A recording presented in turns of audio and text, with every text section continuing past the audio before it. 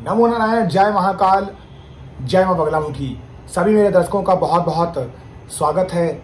आशा करता हूं आप सभी लोग स्वस्थ होंगे, आपकी आध्यात्मिक उन्नति आगे बढ़ रही होगी। आज का विषय बहुत ही महत्वपूर्ण है।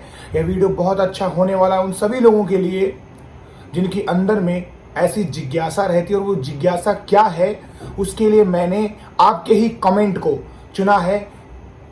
देखिए, आप कमेंट करते हैं तो आपके मन में एक जिज्ञासा आती है कि आपको उसका सवाल मिल जाए।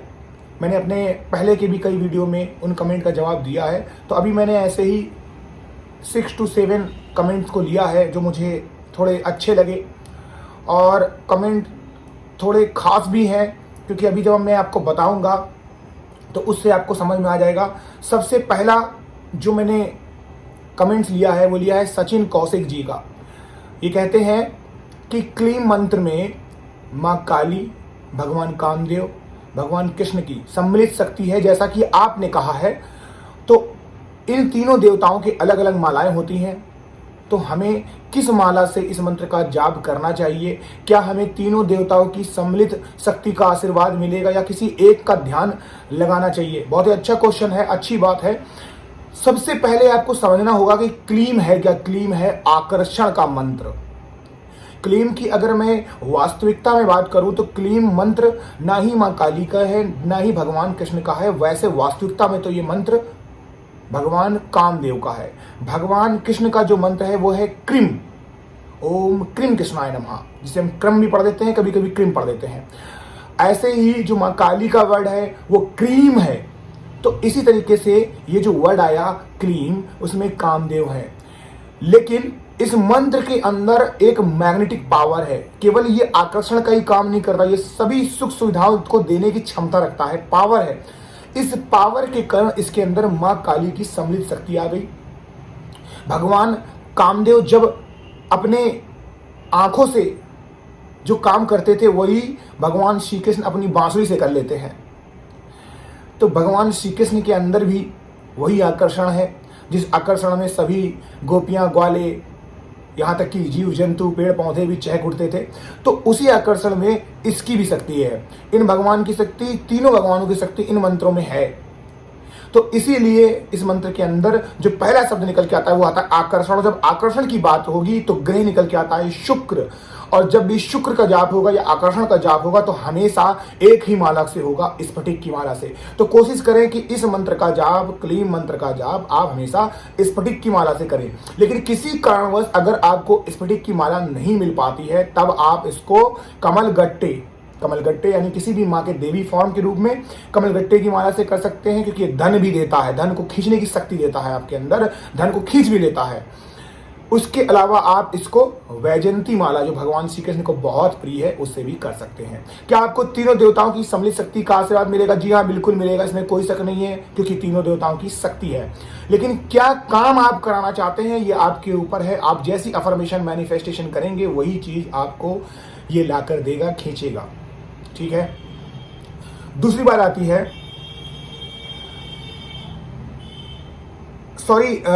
जो ये क्लीम मंत्र की मैंने बात की है, ये इन्होंने क्वेश्चन पूछा है सुमित कुमार जी ने।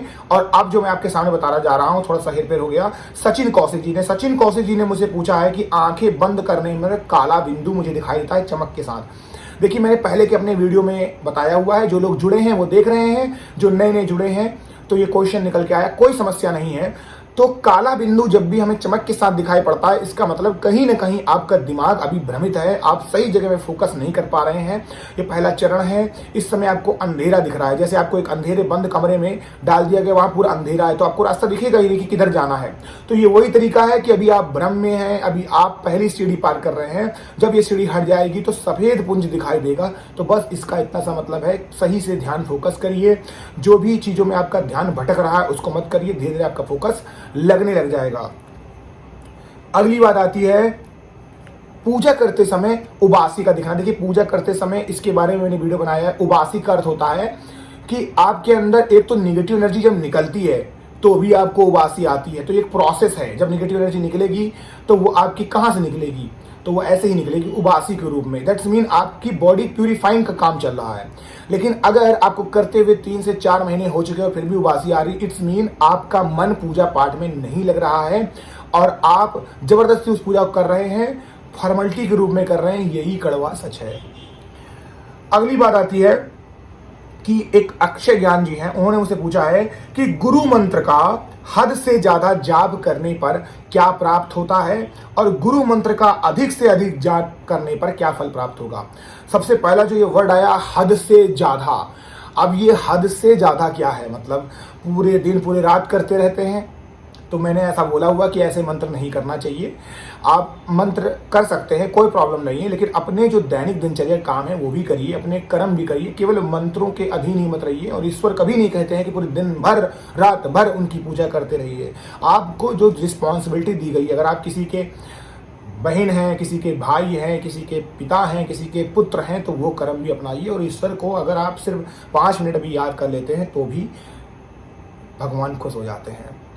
लेकिन अगर हद से ज़्यादा का जाप करने का मतलब आपका यही है कि हम उस मंत्र का लाखों और करोड़ों में जाप कर दें, तो क्या प्राप्त होगा। जी हाँ, गुरु मंत्र बहुत शक्तिशाली होता है और सारे मंत्रों से ऊपर होता है, क्योंकि गुरु को भगवान से भी ऊपर का दर्जा दिया गया है, इसमें कोई शक नहीं है। गुरु ब्रह्मा, गुरु विष्णु, गुरु देवो महेश्वरा आपने सुना ही है। तो आप जान सकते हैं कि गुरु की क्या महिमा है। अगर आप मंत्र 2 तरीके से लेते हैं, पहला मंत्र ओम गुरुवे नमः, समस्त ब्रह्मांड के गुरु इसके अंदर आ जाते हैं। आप चाहे गुरुवे नमः कर सकते हैं तो भी आपको फल मिलेगा। लेकिन अगर गुरु के मुख से आपको कोई मंत्र मिला है दीक्षा स्वरूप, वो मंत्र आप किसी भी साधना में जब भी आप साधना करेंगे तो कवच का काम करता है, आपको बचाता है। और अगर आपके किसी भी मंत्रों में थोड़ी सी त्रुटि हो जाती है तो वो मंत्र आपको उसके निगेटिव पॉइंट से बचा ले जाता है, इवन रक्षा कवच बन के काम करता है। और इससे पॉसिबिलिटी होती है कि वो मंत्र दूसरा जो आप जाप करें, जिस ईश्वर को आप प्राप्त करना चाहते हो, जल्दी से आपकी बात सुने और आपको उसका फल मिल जाए। अगली बात जो मुझे एक क्वेश्चन पूछा है, गॉड जेडेम पता नहीं क्या है ये, मुझे नहीं समझ में आया नाम। एनीवे ये कोई नाम नहीं है। इन्होंने, ये लेडीज हैं, इन्होंने मुझसे कोई क्वेश्चन पूछा हुआ है कि गुरुजी मैं पूजा पाठ में ज़्यादा कुछ मांगती नहीं हूँ, मैं यही सोचती हूँ कि भगवान को दिल से मानना चाहिए। भगवान ये नहीं कहते कि पहले पूजा करो फिर खाओ। इनके क्वेश्चन आंसर को मैं आंसर के साथ लेके चलता हूं।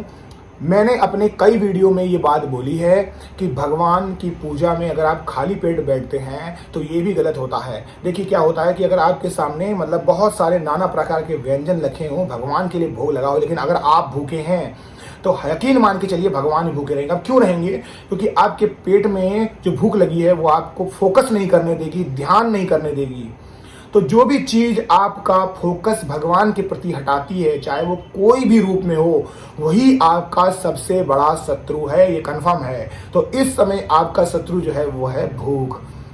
तो कोई दिक्कत नहीं। दूसरी बात, मेरा कोई भी टाइम नहीं है पूजा करने का। 12 बजे के पहले कर लेती हूँ और कभी कभी नहीं भी करती हूँ। सुबह नहीं कर पाती, शाम को कर लेती हूँ और बहुत ही नॉर्मल सी पूजा करती हूँ। अगरबत्ती और दिया लगा लेती हूँ और बस यही बोलती हूँ कि भगवान करे सब लोग खुश रहें।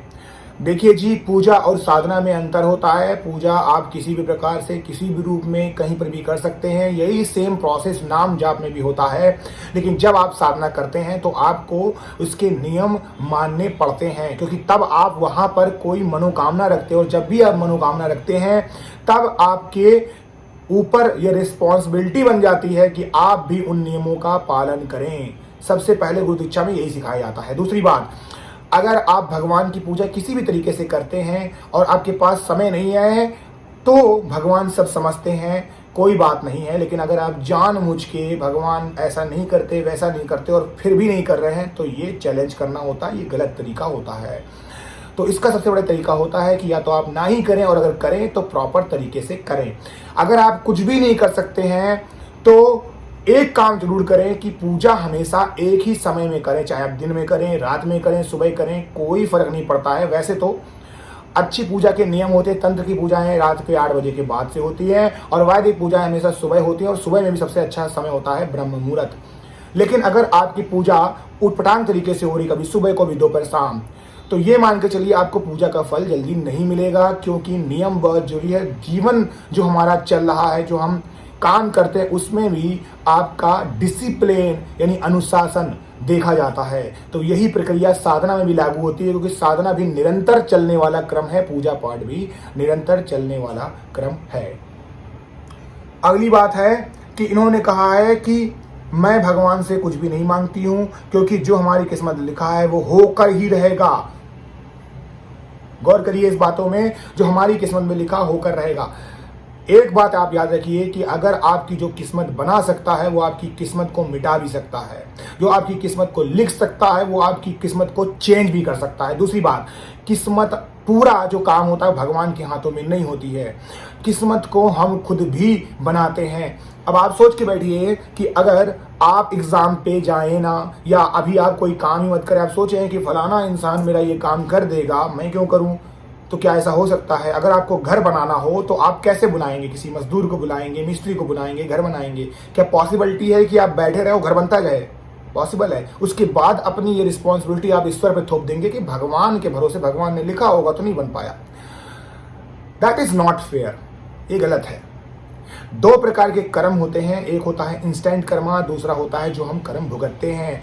हम जो भी अभी कर्म कर रहे हैं वो सब डायरी में चढ़ रहा है, जो हम भोग रहे हैं वो लिखा हुआ है, लेकिन इस जन्म में हम कैसे कर्म करेंगे ये डिपेंड करता है कि आप अगले जन्म में कैसा भोगेंगे। अगर आप खराब कर्म करेंगे तो भोगेंगे। लेकिन एक कर्म और भी होता है, किसी को अगर आप गाली देते हैं तो आपको बदले में गाली मिलेगी, किसी को आप थप्पड़ मारते हैं तो बदले में पलट के थप्पड़ ही मिलेगा।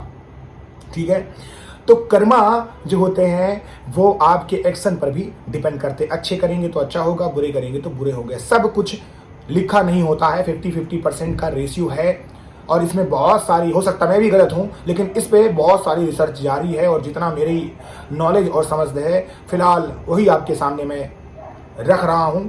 और एक बात ये भी है इसमें इम्पॉर्टेंट कि अगर सब कुछ पहले से ही लिखा होता तो फिर भगवान आपको सोचने समझने की शक्ति नहीं देते, सुनने की शक्ति नहीं देते, सूंघने की शक्ति नहीं देते, आंखों की शक्ति नहीं देते। क्योंकि आप जो भी काम करते हैं वो एक जीवन रूपी कार है, और कार की जो स्टीयरिंग है मरने और जीवन की, वो प्रभु के हाथों में है। लेकिन कितना ऊपर लेके जाएंगे, कितना नीचे ढलान पे लेके जाएंगे, कितनी स्पीड से लेके जाएंगे, वो एक्सीलेटर, ब्रेक, पेडल सब आपके हाथों में है। तो हर चीज़ 100% नहीं है भगवान के हाथों पे। सब चीज़ आप भगवान पे दोष मत करिए। आप अपने कर्मों से, अपने एक्शन से खुद को अमीर गरीब बनाते हैं, अपने कर्मों ही एक्शन से आप सोचते हैं।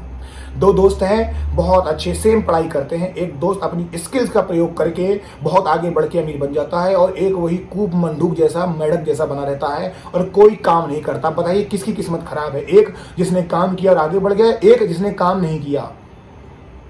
तो बस ये सोचने वाली बात है कि गिलास आधा भरा है कि गिलास आधा खाली है, आप उसे किस रूप में देखते हैं। अगर आप जिंदगी को हमेशा निगेटिव रूप में देखेंगे तो हमेशा निगेटिव चीज़ें ही होने लगेंगी। हर चीज़ों में पॉजिटिव सोचिए, 100% सफलता मिलेगी। अगर आप ऐसा सोच के बैठे हैं किस्मत में लिखा हुआ भगवान करेंगे, वो मैं कुछ नहीं कर सकती, तो भाई आप निगेटिव सोच रहे हैं, और जो इन्होंने कमेंट किया वो भी निगेटिव सोच रही हैं। ये गलत तरीका है।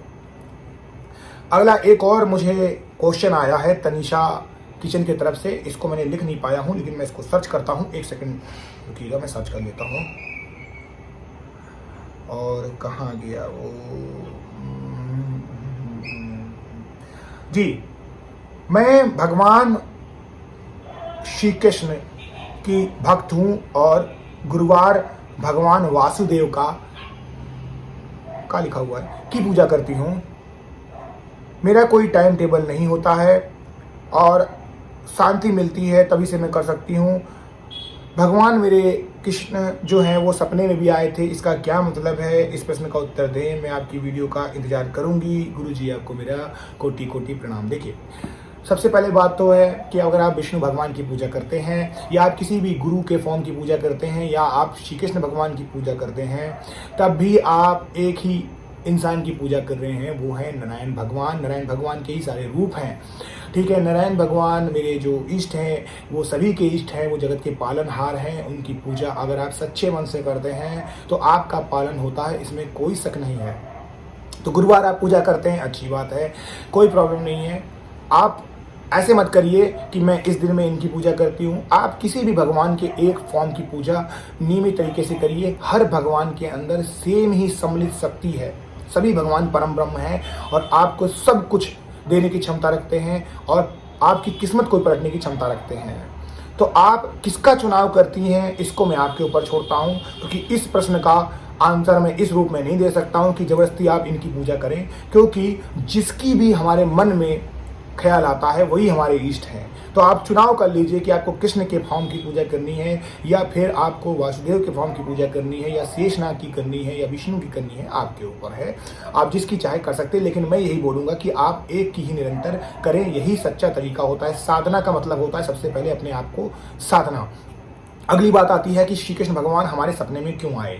सपने दो प्रकार के होते हैं। एक सपना जो हमें याद रहता है और वो आपसे कुछ कह रहा है तो उस सपने को समझिए और वही एक्शन लीजिए। लेकिन जो सपना हमें याद नहीं रह रहा है और उस सपने में सिर्फ आ रहा है, आपको दिख के चला गया है, वो सिर्फ हमारे दिमाग का भ्रम होता है। और कभी कभी हम बहुत ज़्यादा जिस बारे में सोचते हैं तो सपना आता है। अगर आप किसी भी भगवान को एक टक निहारते हैं, उनके भाव में खो जाते हैं, वो आपको बहुत प्यारे लगते हैं, तो भी वो छवि बद जाती है, तब आपको सपने उसके आते हैं। और इसी तरीके से क्या होता है कि आपके कान में भी वही मंत्र सुनाई देता है और आंखों में भी वही दिखने लगते हैं। सो ये था मेरा आज का क्वेश्चन एंड आंसर का वीडियो। आशा करता हूं आपको पसंद आया होगा। कोशिश करूंगा ऐसे और भी कमेंट मुझे अगर अच्छे अच्छे आएंगे तो मैं उनमें से अच्छे कमेंट्स को सिर्फ लूंगा, क्योंकि इतने क्वेश्चन सेम रिपीट होते हैं तो मुझे भी सही नहीं लगता है सेम क्वेश्चन का आंसर करना, क्योंकि मेरे जो व्यूअर जुड़े हुए हैं फिर मैं वही बातें बताऊंगा तो अच्छा नहीं है। नए क्वेश्चंस आएंगे, उसमें से मैं जो अच्छे क्वेश्चंस होंगे उनको चूज करूंगा, उनका आंसर अपने इस वीडियो के माध्यम से दूंगा और साथ साथ और भी वीडियो आती रहेगी। अभी के लिए खुश रहिए, स्वस्थ रहिए और मेरे प्रभु श्री नारायण से मैं यही कामना करता हूँ आप सभी लोग स्वस्थ रहें, खुश रहें और आप सभी लोगों की मनोकामनाएं पूर्ण करें। जय महाकाल, जय मां बगलामुखी।